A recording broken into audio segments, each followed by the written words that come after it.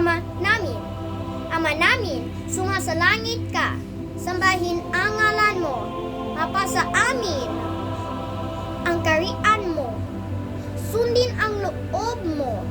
dito sa lupa para sa langit. Bigyan mo po kami ngayon ng amin kakanin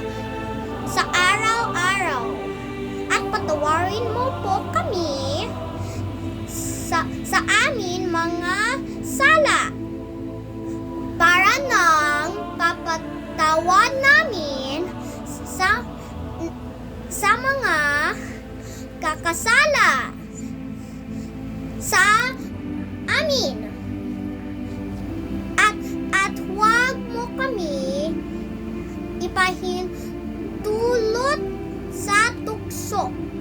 at yadya mo kami sa lahat